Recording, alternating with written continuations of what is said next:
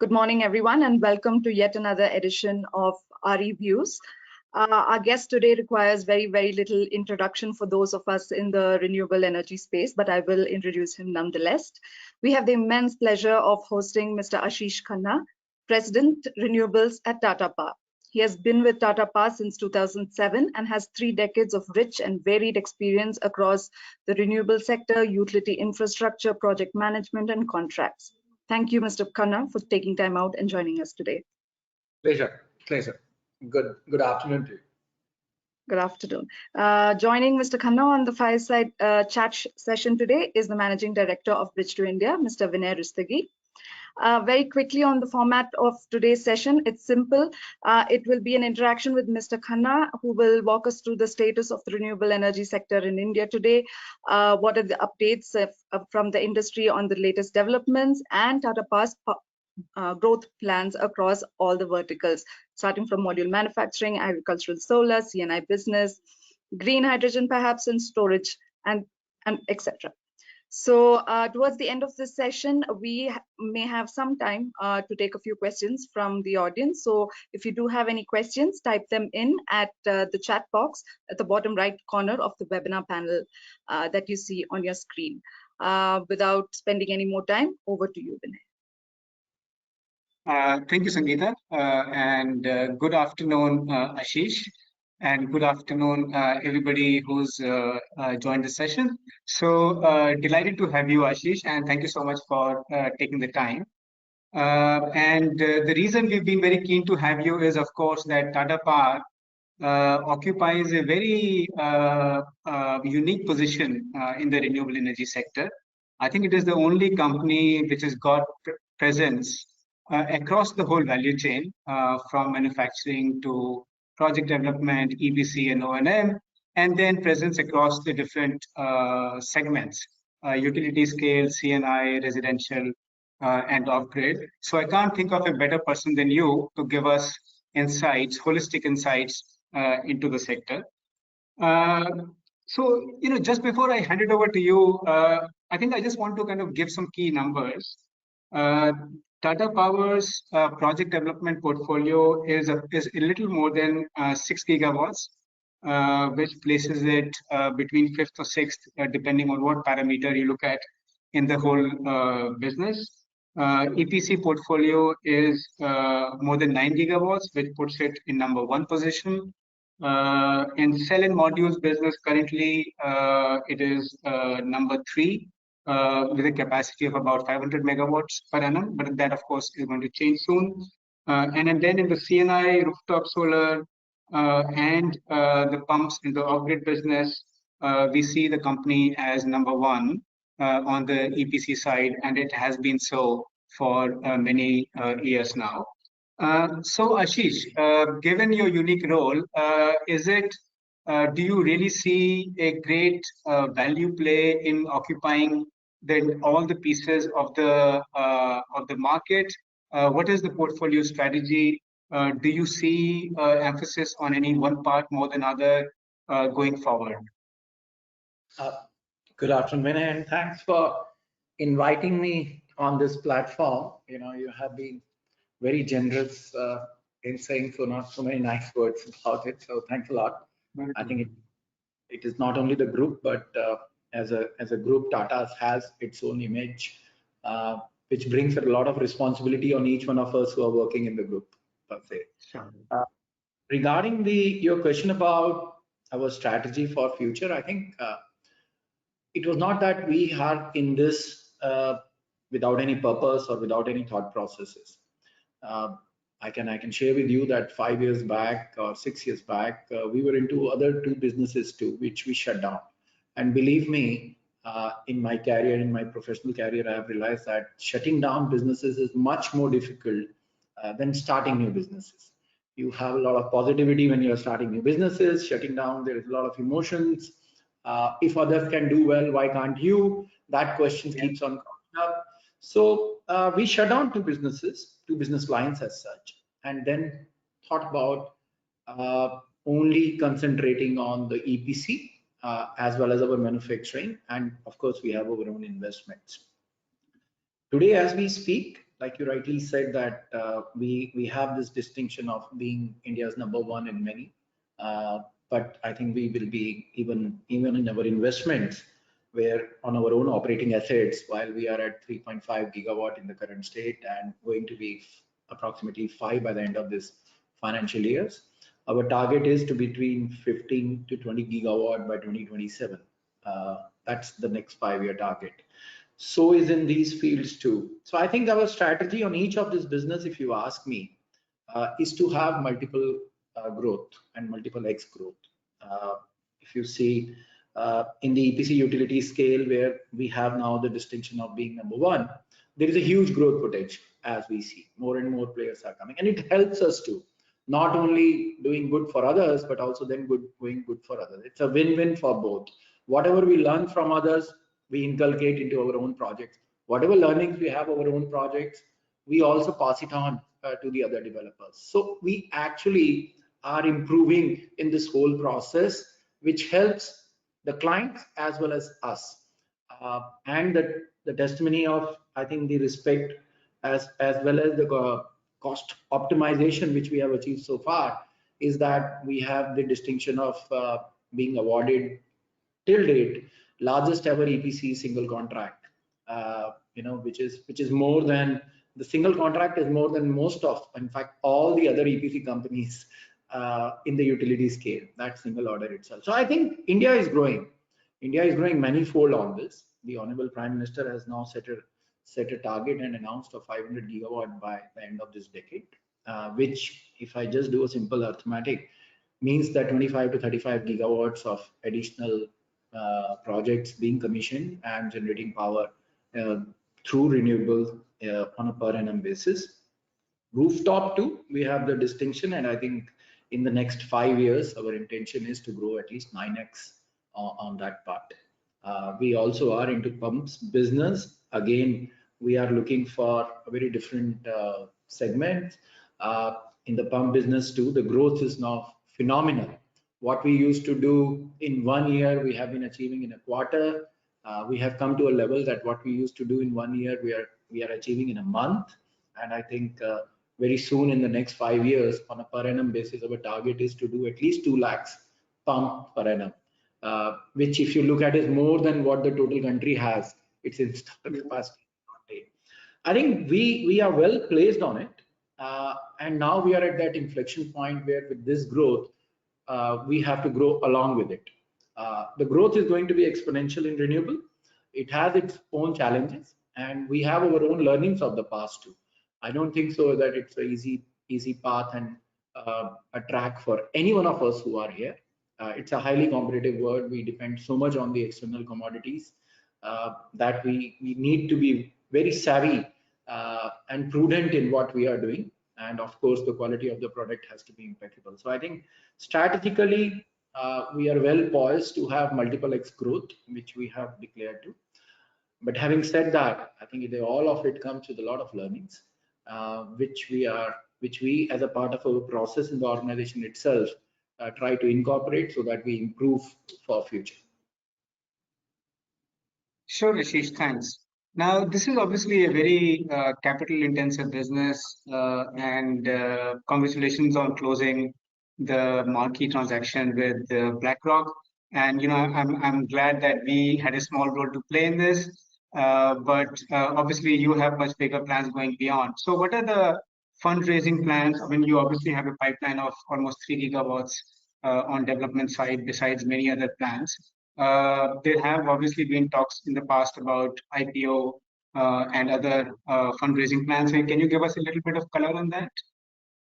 See, if you look at our business, say all the segments which we have, if I take one by one of this, then on the EPC front, you don't require that much of an equity. It's more a game of a working capital. And if you play well, cash you hand, and if you can execute your projects on a much shorter time frame, you don't require that much of equity. So for our growth plan of, say, by FY27, if we are even doing 30,000 crores of EPC business, then we are well poised for it. It doesn't require that much of equity per se. The equity is required primarily on our own investments. BlackRock and Mubadala has come. It is already public. We have announced to the stock exchange too, in the range of 10 to 11% of the equity, which the deal is going to close. It has already been announced, so I think it's a public information. I don't think so that an organization like Tata Power has any dearth from the equity standpoint. I think it is the prudence on where we are investing and are we getting the predictable returns.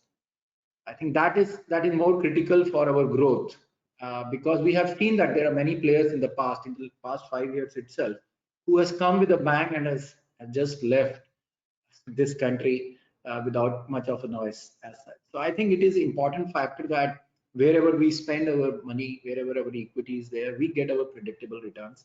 And for that, we have to build our project on that predictable cost, and the quality of the project should be such that we should be able to get the MUs, as we famously say, from them and the revenues.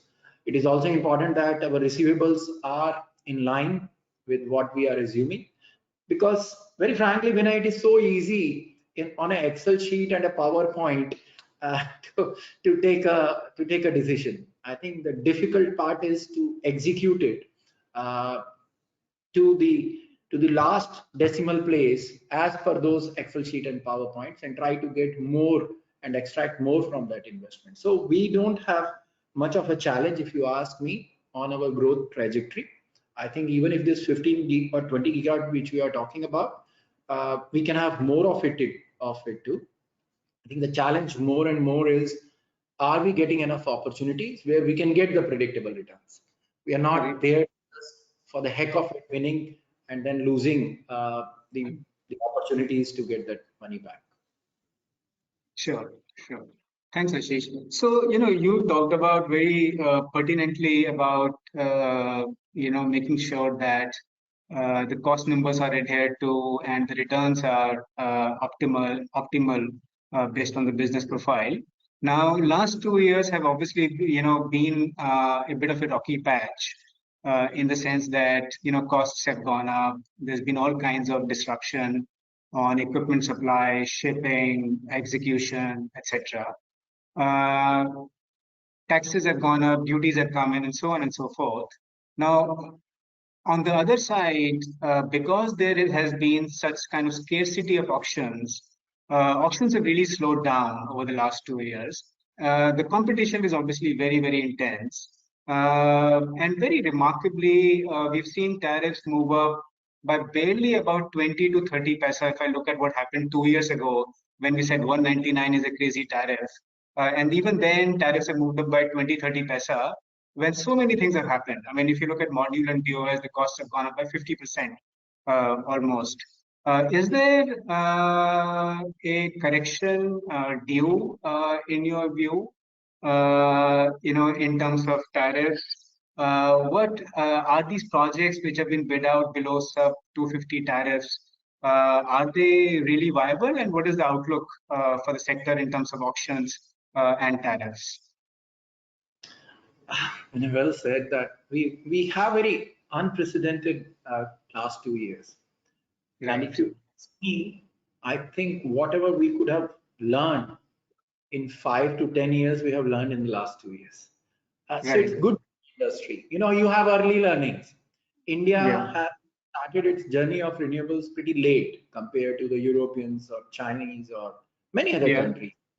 And I think it is better that we have our own set of learnings, which are important, because if you look at it, we are not going to end up with another 5, 10 or 30 or 50 gigawatt in this country. We have a potential of 1,000 gigawatt of just solar and wind. This is the future. Whether we are supplying power to the futuristic hydrogen, or we are supplying power to the last village in this country through renewables, through distributed generations too. I think there is a huge potential, and we are so well placed and blessed in this country to have so much of renewable potentials, whether it is wind or solar. So I think I would like to look at a 2-year window to actually comment on the health of the industry. But having said that, you are so right that things have gone different than what they were. The commodity prices in the past were always going southward, and most of the developers have taken advantage from what they have assumed, and when they have built, the returns were different, much better, if I would say so. In the last 2 years, things have changed, whether it is the shipping cost, or it is in solar the module cost, or the steel cost. They have been very dramatic in some sense increases in the prices of these commodities, which has impacted us. Now, what happened is that when you are bidding on projects and you are on a razor thin margin and your assumptions are very aggressive, and then if these environmental impacts affects you, it has a very different connotation than compared to those who are playing safe and they have some float or fat in their returns expectation.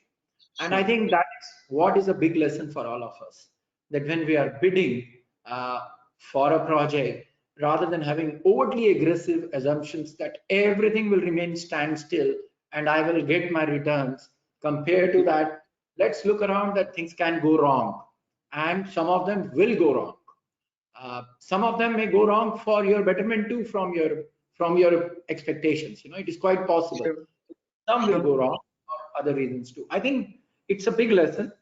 I do agree with you that the current tariff, if you touch the effect of each and every element which has increased, and then add it on to the earlier bids, then the difference should not be like that. But I think there is also a sense in or a desperation in many players, because bids have not come. They have their own, I would say, objectives to win a certain number of megawatts and projects. And especially the public sector companies have come now in a big foray. 3 to 4 years back, we don't have them. Now, if you look their cost, debt, and their expectation of return may be very different than a private player. I'm not saying who's high and who's low, but might be very different from a private player. So I think with this, the competition is hotting up, and we have seen recent bids which were aggressive, but even we have won certain bids. And I think even there also we are getting our predictable return. So I would say that we should not consider those bids which are very low as a window of that someone is doing a very dramatically wrong. On an overall basis, if an organization is building 4 gigawatt or 1+ gigawatt, then it is quite possible that some of that will give certain less return and some more. One thing which I feel definitely has been done in this process is people have assumed that things will go down, whether it is the cost of steel, copper, cement, labor, may not be labor, and of course the panel part. Now, it should go down because we have seen the maximum out of it. But how much it will lower, that's the basis of individuals' assumptions. We will see how it works out. But I don't foresee that a project will not come. I think projects will come. The challenge is not the tariff for most of the developer, if you ask me, Vinay. The challenge is the time it takes from the time you bid to the time you get a PPA. There, in between that uncertainty, assumptions may change, and you have no control. You can't build a project, you can't start building a project, because you will appreciate the fact that since we are so much dependent on external commodities for any of these projects, each of the developer, or for that matter EPC contractor, would like to de-risk as much as possible by procuring it as early as possible in that manner, and also execute the project in the shortest span of time. Now, this interim period from winning a bid to a PPA sign off, if that extends, then that changes the calculations of each developer, and that doesn't help them because it is not in their control. I think that is something which is beyond their control. Everything else is a business decision. Sometimes people take decision of going for low margin. You can't stop them. Sure. So let me ask you a slightly controversial question. Maybe it's not controversial. A lot of people believe that the bidding framework, the way it is designed, basically the odds are against the developers. There is so much competitive tension. There is no visibility. on the tender pipeline. Everybody's on the edge to kind of win more and build a pipeline. So the tariffs go down low. I know that some developers have been constantly pushing the government to change the paradigm, so to say. Do you think that the auctions framework needs to be revisited? Obviously, we need to grow from 10 gigawatt to 40 gigawatt per annum to accelerate things, to attract capital, to reduce the risk. Do you think things need to change, or what we have currently is sufficient? I think Vinay, I think the process of selection is just a process. Yeah. It all depends on, in my view, how serious or maturely we are working on it. The challenge is not the process itself. While I do agree with you that when you are in a reverse auction, and ask me, it increases your blood pressures and there's lots of tension which grows on. But I would say that it is because I am at fault. I can't blame what is happening in my body to someone else. They are not Yeah. instilling that sort of tension in me. I am tense because I intend to be highly competitive on that. While I do agree that this is the only infrastructure segment where we have reverse auction, I have seen across in roads, pipelines, and other places, this sort of mechanism for a selection of bidder is not there, and it has its merits and its demerits. So I'm more concerned on the other factors which is not developing. First of all, I think the competition is also brewing up because there is not enough demand coming up outside. If I know that there is 10 gigawatt or 12 gigawatts, these are the time frames which are honored, and I will get a PPA by this particular time, I will act more maturely.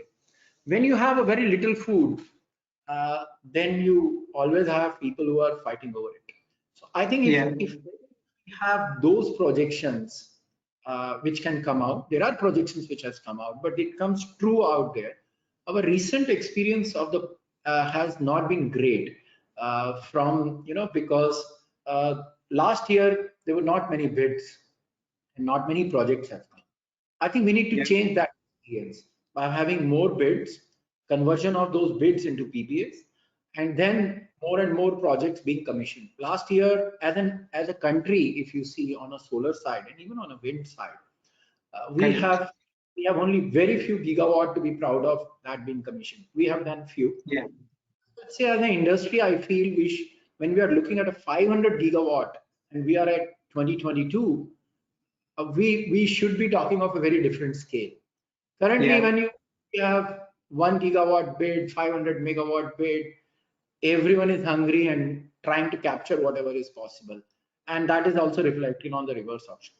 The other trend which has also emerged in the last, I think, 2 years has been this negotiations with the selected bidders. You know, asking justifications for the tariff and trying to negotiate it too, even with the L1 bidders. I think that is also not helping the industry. Yeah. That so there are few bids, but that is not creating the right environment and the perception in Yeah. the minds of investors too. So I think these uncertainties, if we can weed it out, and then come to a level where whether the single bid compared to reverse auction, then we can reach that level of maturity on discussion on that. Today we have so many other important factors which we need to actually take care of before we reach a level where we say whether reverse auction is better than this thing. I think we have a lot more to do. Yeah. Sure. So let's look on the bright side. I mean, a lot of things have gone wrong. Industry has learned a lot, but arguably, I would say the commodity cycle has peaked. I mean, nobody knows, but one would hope so. And there is a lot of expectation that module prices, because of various demand supply constraint factors, should start easing off, and hopefully easing off by a big margin from end of this year or early next year. So do you see, bright, prospects brightening on the cost front sometime over the next 1 to 2 years? I think you see at the end of the day, our businesses are dependent on the cost and then its returns expectation. So if the cost goes up, if I am playing the right way, then my return expectations are also accordingly. So I don't, Yeah. if you ask me, while I do foresee and read a lot of news and projections of cost of panels coming up. But panel import itself is not that easy right now with the ALMM coming in and the duties which are coming in. I think more and more now it's dependent on the wafers and the cell. For that matter, steel prices we have already seen softening up, but I think there is also an element of glass which is creating problem, EVA which is going high because of the crude. So there are very small elements to besides copper and steel which is also playing an important role in the whole process. But I will take your first cue on it.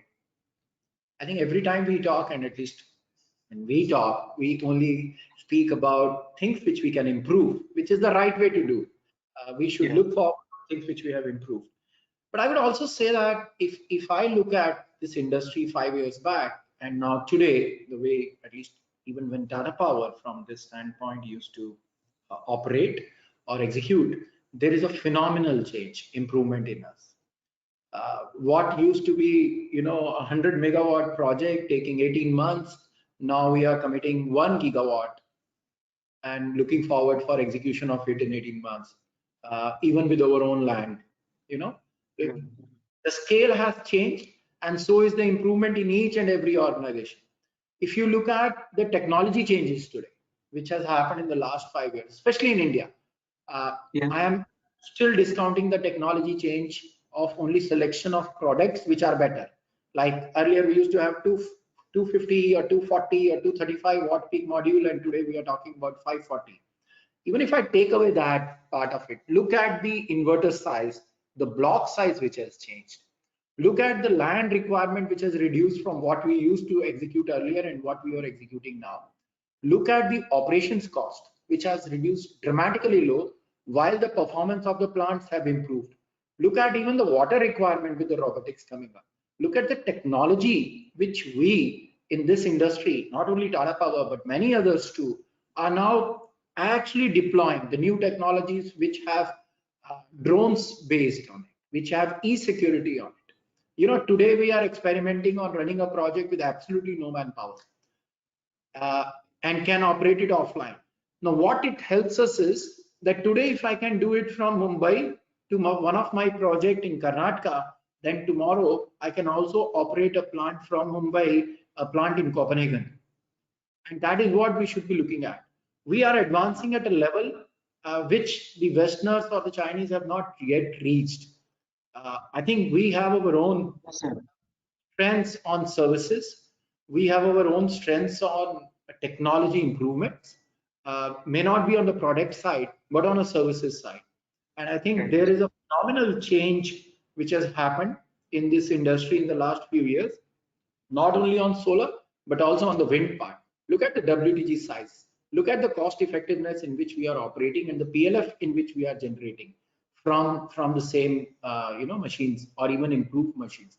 So I think this industry in the last 5 to 7 or 10 years has improved dramatically compared to many others infrastructure industry, and there is still a lot of plus in it. I would say another thing which we should not forget is that most of our projects in renewable are in hinterland where otherwise there was not much of the projects or the commercial or industrial activities. And in the same process, now we are developing those resources which are local. There are local contractors which are coming forward.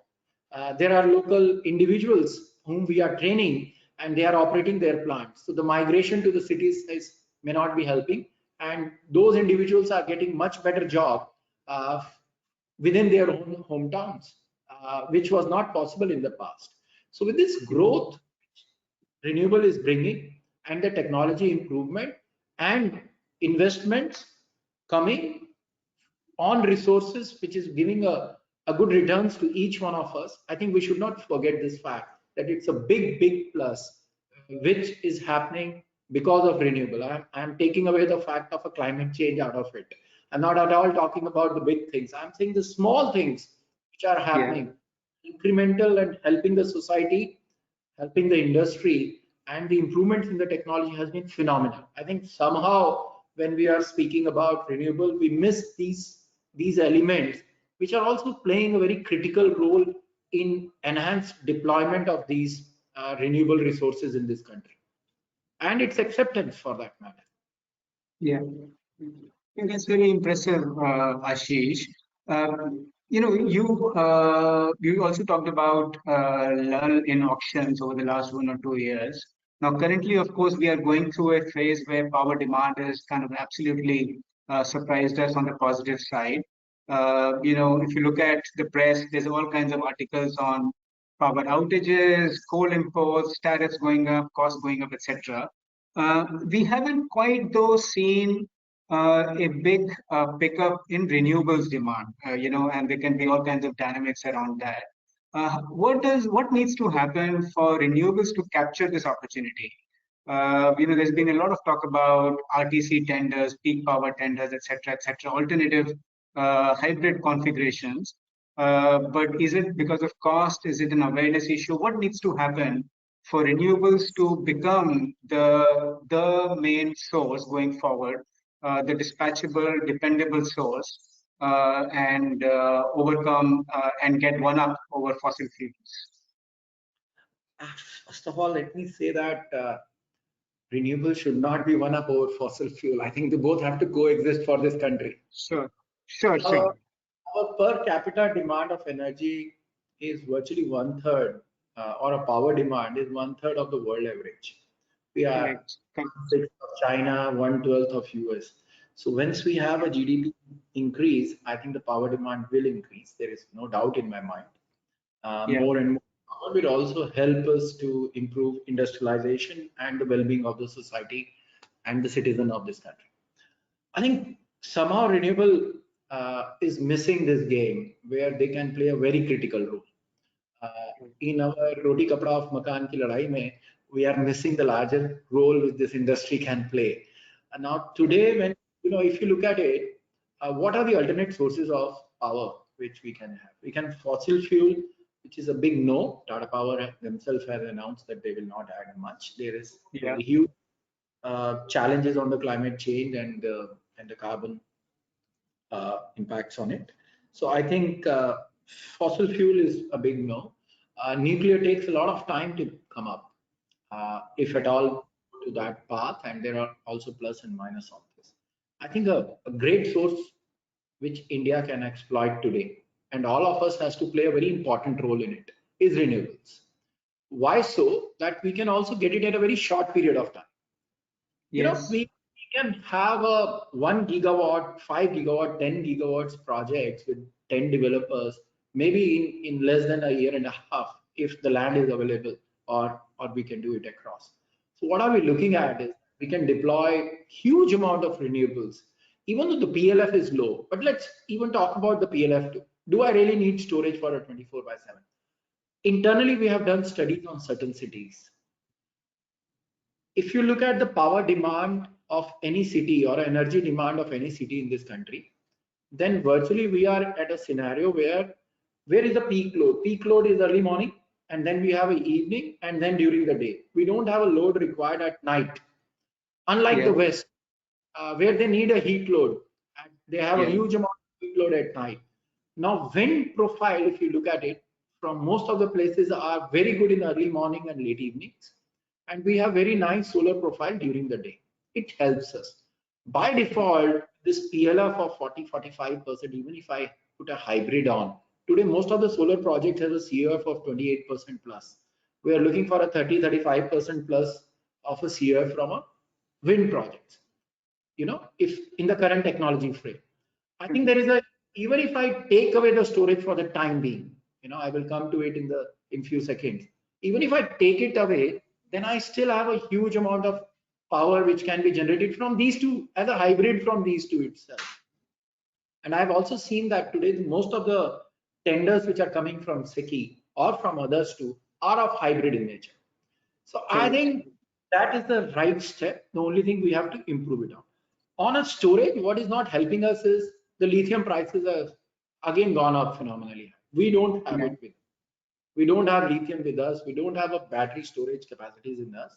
We can build pump storage, which is good for us. We can build some hydro project for us. But I think I keep on saying that a perfection should not be a killer of a goodness. we can have enough renewable in the process, can add further storage to make it 24/7. We have done enough studies that with a very small fossil fuel or a hydropower, 80% of a city demands, and these studies are for Delhi, Mumbai, Varanasi. I'm talking about metro city. I'm not talking about a village out there. We can manage, simply manage it with a very small infusion of a fossil fuel or a storage, and can do a lot more with just simple solar and wind with slightly over capacity, which can again go to the grid on that matter. But the challenge again comes out is that we also have to look at the grid level. Today, each one of us are only looking at infusion of power in the grid. And since the power infusion is at a much lower scale, the grids are still stable. I think we might require storage capacities for the grid too, for them to be stabilized.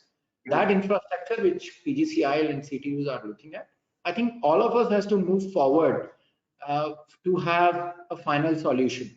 We just cannot have someone in this race of 4 into 100 meters, someone winning and all the others are lagging behind. That's my view. Sure, sure. Thanks, Ashish. So, let me just change tack and talk about the DISCOM financial issue. That's obviously always been an evergreen topic, and it always, against all odds, it just continues to get worse and worse. And I was just kind of counting today, I think in the last 15 years, there have been 6 different restructuring attempts, financial support mechanisms, etc. Are you reconciled to living with this problem? Is that becoming a bottleneck to the growth of the sector? Or as a developer, you take the view that SECI is off taking, it doesn't matter to me. How do you think of that? And what what is the potential solution out there? Because nothing has worked so far. Okay, let me first talk about what the developer and us are thinking about on this matter. So in future, currently wherever we are bidding, we do take into consideration the off-takers' health and credibility. Now, what happens this is that in times to come, and even now, you would realize that certain off-takers will always get a higher tariff because people are not, if they are not confident of when they will get their money back out, you will realize that working capital is built into their tariff. So it is not good for the off-takers to have not a healthy balance sheet on their own or a reputation and a credibility to pay on time. I think that is one impact. That is one thing which will impact them in times to come too, and is also impacting them. And that is one of the reasons that you will realize in SECI tenders, since they have some guarantee as an offtake, you always have a much better tariff than other off. Even though they charge their own commission or 7 paisa with the distribution companies. So I think the distribution companies themselves have to look into this, that there can be savings if their health is better. What can be done about it? I think there is a lot of which is going on, but being a concurrent subject, we have to evolve a solution. I don't think so a solution thrust upon anyone else. And it is I think also the responsibility of the state to look at how do they reduce their T&D losses, and how do they also manage the selling price of their power if their cost price is higher than that. I think there is no one solution to it.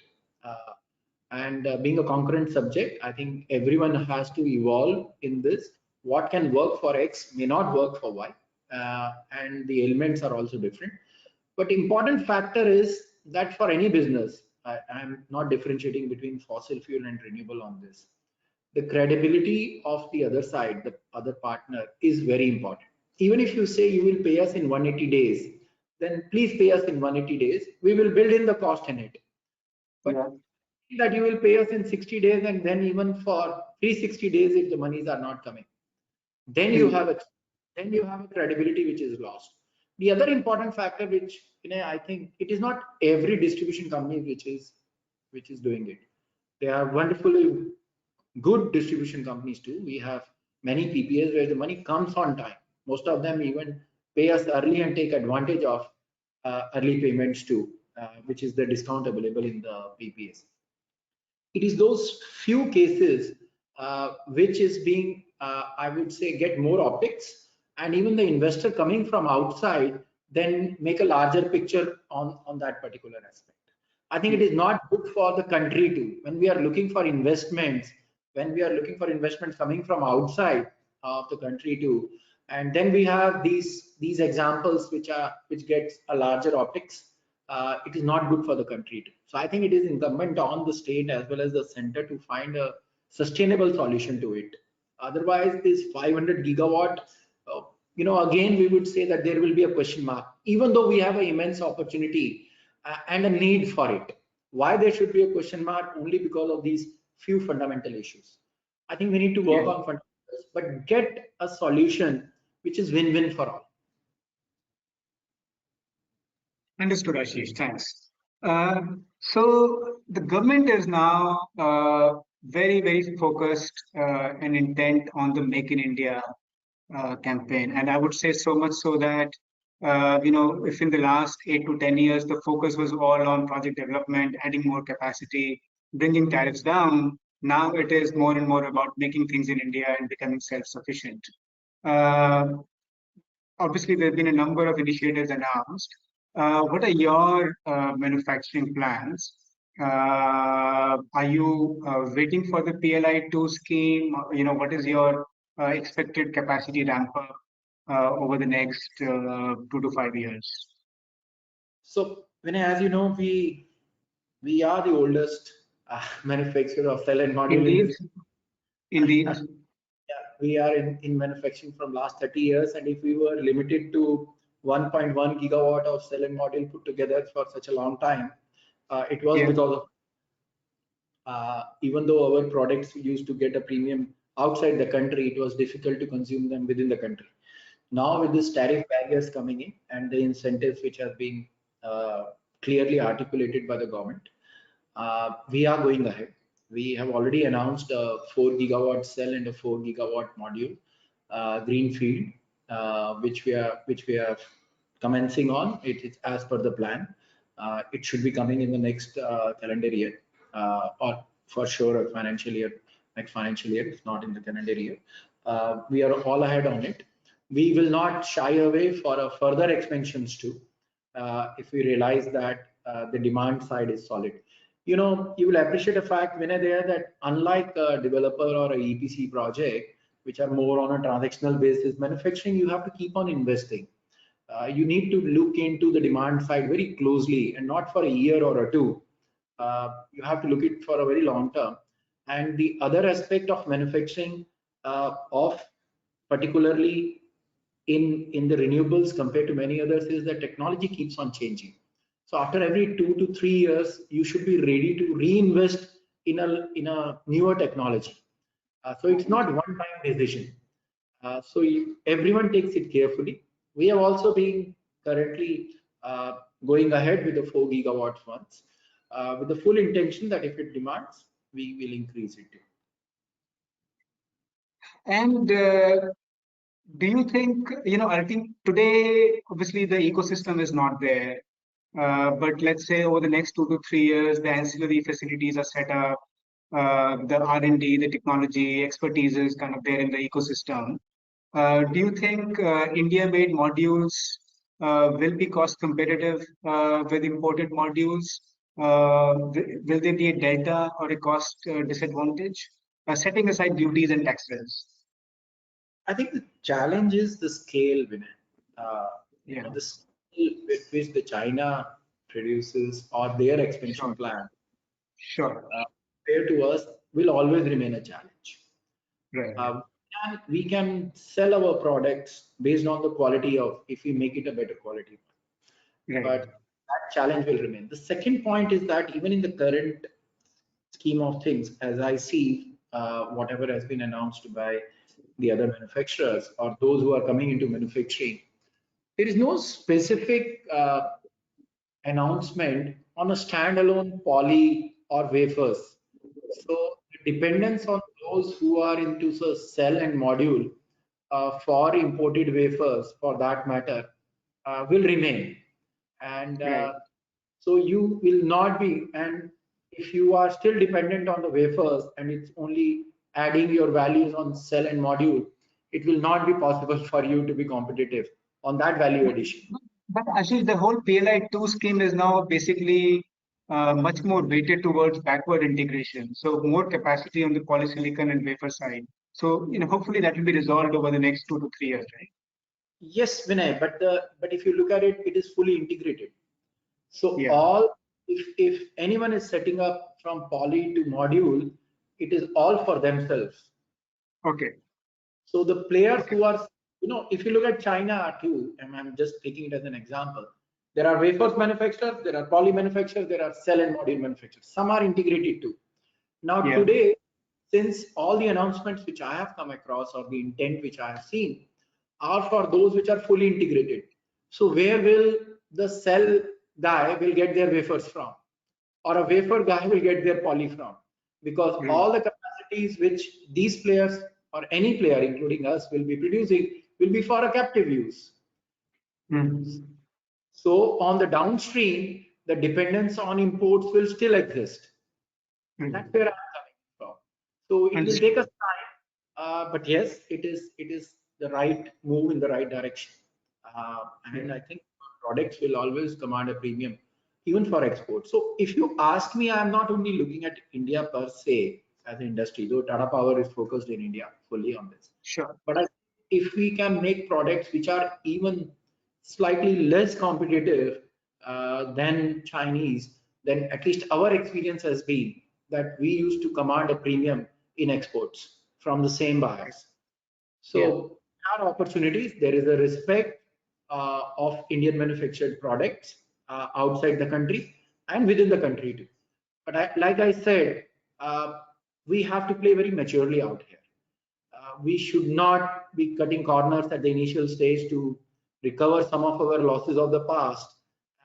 That will not be good for the country on the long term. Understood, Ashish. With the power prices now improving, demand shooting up, we have again seen people talk about merchant power plants. That is something the last we used to hear about 10 years ago, maybe 15 years ago. And that did not go very well. Do you think, is it a fad, passing fad, or do you think with the market evolving, the scale growing, there is an opportunity out there for merchant power plants, particularly as the costs are not going to just keep coming down and down, as we have seen. Maybe the cost curve has stabilized, and hence people can put up merchant power plants. I mean, and are you interested in exploring that option? Yeah, Vinay. I think first of all, let me take the last question first this time. We are very keen on this. We have a strategy. We already have a decent portfolio on group captive and otherwise, and I think even the merchant, we are looking very. So we have a big plans, and personally, we feel as an organization also, we feel it's a great opportunity for a company like us, which has all the ingredients. And where the opportunity is coming is primarily the sensitivity of many companies and industries towards the climate change. So while in the past it was just the cost effectiveness of renewables, which was cheaper than what has been provided from the discoms. I think of late in the last 1 or 2 years, this climate change and then the announcement of major organizations that they will be net carbon zero is also helping this particular market to grow manifold. If you look at the announcements of Amazon, Google's, and even the smaller ones too, I think all of it is bringing a great opportunity and a business which is available in front of all of us. As a Tata Power, we have a strategy to harness and take the maximum advantage of this opportunity which is coming. And I think it will be very sustainable on a long-term basis.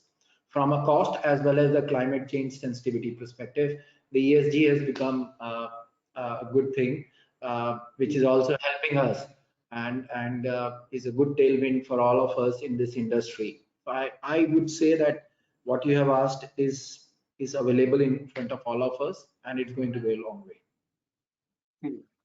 See, do we have time for one last question? Okay, sure. Yeah. There is, a lot of anticipation around hydrogen. And obviously, hydrogen means lots and lots of renewable capacity addition. I mean, the government's target is 5 million tons, and that alone is about 125 gigawatts of renewable capacity in the next 8 years.